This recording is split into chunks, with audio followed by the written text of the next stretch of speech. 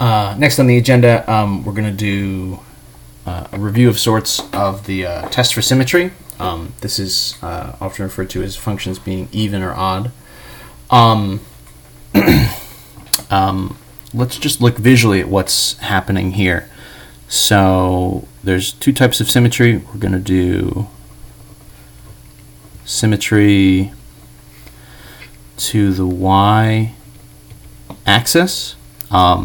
This is going to be what we call a function being even. And so what this looks like, this is sort of a left-right symmetry. That's maybe how I would describe it. And so the idea is that whatever your sort of graph is doing, if I sort of draw, for example, a curve that does something like this on the right-hand side, if it's symmetric, the left-hand side is going to do exactly the same thing, and it's going to mirror that behavior. So I'll try to draw this as best I can. Right? So if you spun it from like left to right, you would get the same picture on both sides. That means things like your x-intercepts, if you have a positive 2, you'd also match it with a negative 2, right? It means your end behavior would have to be sort of both sides pointing in the same direction, in this case an up and an up. That's the kind of thing that we are looking for. The like algebra test for if you're even is when you do f of negative x. So if you put a negative x into your function, if what happens is you get back your original expression, if you just end up back where you started, if in some sense all the negative values get just absorbed, then that's going to mean that you are even and you're symmetric to the y-axis. You have this like left-right symmetry. We'll go through some examples to sort of see this in practice. In general, right, it's called even because what this is going to sort of mean to us and what we're going to have to look for in our polynomials are polynomials that have even exponents only. You can kind of expect that, okay, right, how do I absorb a negative? Well, I must have squared it or raised it to the 4. I need to have these even powers to absorb all the negatives. As soon as you get an odd power in the mix, well, the negative like carries through, and it's going to flip that term, and it's going to get you out of sync. The other type of symmetry is what we would call symmetry to the origin.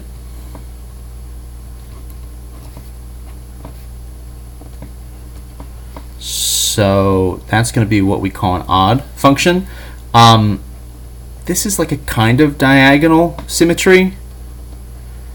That's like not totally true. But it's not an up-down. You would think, I think, right, the sort of counterpoint to a left-right symmetry would be an up-down symmetry, but to be a function, we can't have overlap, right, over top of each other. An up-down symmetry would mean we didn't have a function, so that can't be anything for us. So the symmetry here is going to be this diagonal symmetry, and so the idea is in some sense that any of your values in the sort of positive quadrant, this quadrant number 1, are going to get matched and mimicked down here in quadrant number 3. It's sort of a diagonal flip and like mirroring, and a similar kind of relationship between quadrants like 2 and 4. For this to work, you have to go through the origin. The classic example is something just like x cubed by itself, so that's kind of what I'm going to draw. So if you have a curve that kind of does this, sort of a typical polynomial shape in quadrant 1, if you're symmetric to the origin, what's happening is it's getting flipped, and it does the same kind of behavior, but instead of going up on the other side, it goes down. The math here, the sort of algebra of it, is if you sub in a negative x, what happens is instead of getting absorbed, all the negatives actually come through, all of them, and you end up with a negative version of your original function. So positive values are in some sense giving you a positive behavior that does this, and then you have a similar behavior if you put in negative x's, but it's flipped and it's down here. Obviously you could also imagine something that was up in this quadrant and then flipping down into here. It doesn't just have to be sort of exclusively an up and to the right kind of behavior. You could sort of expect your end behavior obviously then would have to be out of sync, which means your degree kind of by definition would have to be odd. So there's a number of different sort of even and odd kind of things that sync up there. I just want to show you a couple short examples. This symmetry will show up sometimes, but to a certain extent, at least as far as what we're graphing at 3.2, it's honestly not going to be all that common. In particular, the origin symmetry is probably not going to show up very often. You might have some things where you're symmetric to the y-axis, but again, not tons and tons. So let me give you some examples. So if we have expanded versions, expanded polynomials, so things like f of x is 3x to the 4 minus 2x squared plus 6.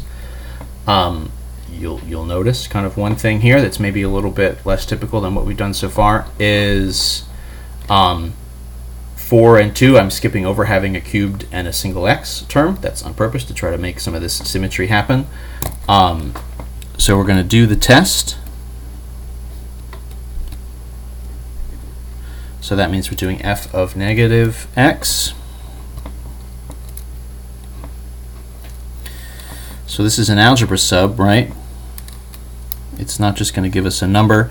So this is going to change our formula.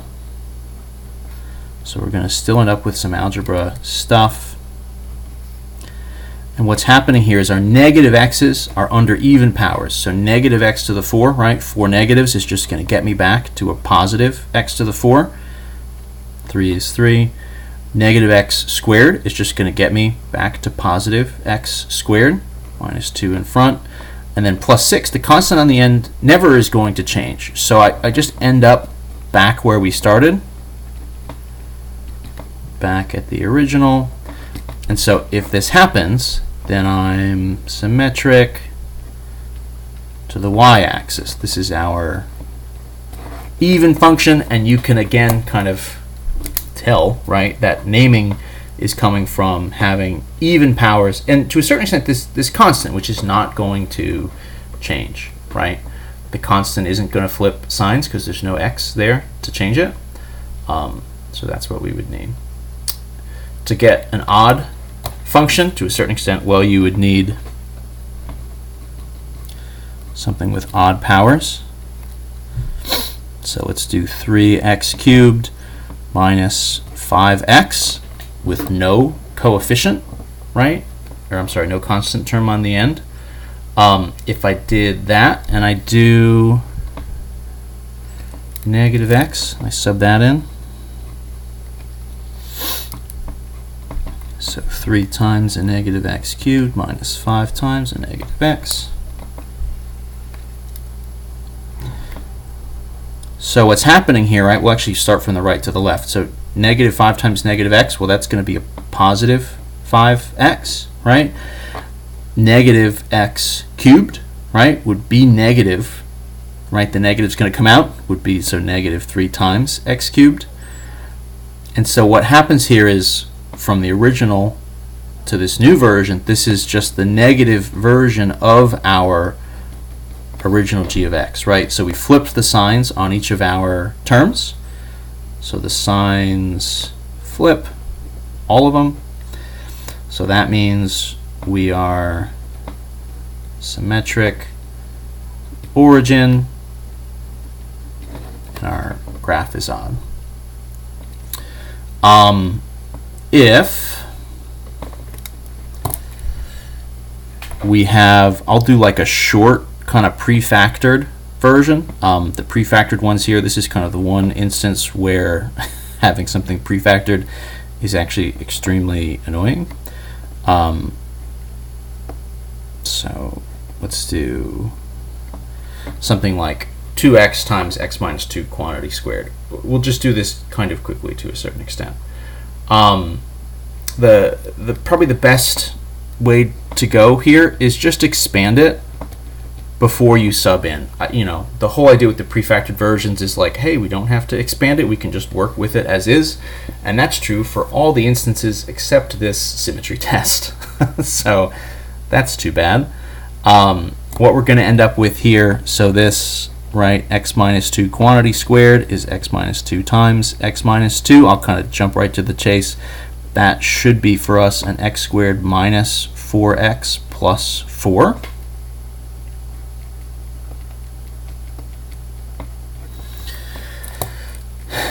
Times this 2x in front, so the expanded version really becomes, if we sort of multiply this all out, so this is 2x cubed minus 8x squared plus 8x.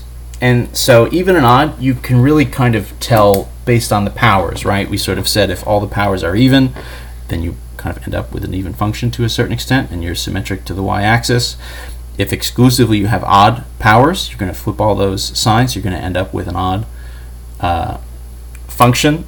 This is now a mixture, right? This is, right, 3 and 1, but then this is a 2, so this is sort of a mix of even and odd. And so what's going to happen here is if I do h of negative x, just to go through this kind of quickly, we'll get a negative 2x cubed. This one's going to flip. The x squared in the middle is not going to flip.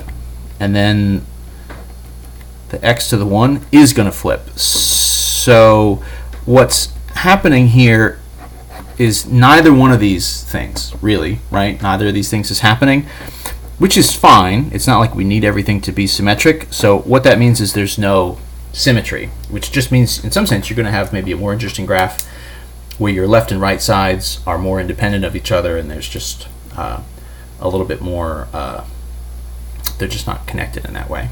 So that's not a good or a bad thing, it just is different. I'll say as a general rule, not 100% all the time, but I will say a lot of the time, when we have these prefactored versions and we do a symmetry test, they're probably not going to be symmetric. You would need to have one of a handful of particular kind of setups, I think, to sort of make a symmetry happen with like a prefactored version. Obviously it's not impossible, but to a certain extent it won't be as common. Technically we should still expand it and like double check, but that's kind of what you should expect.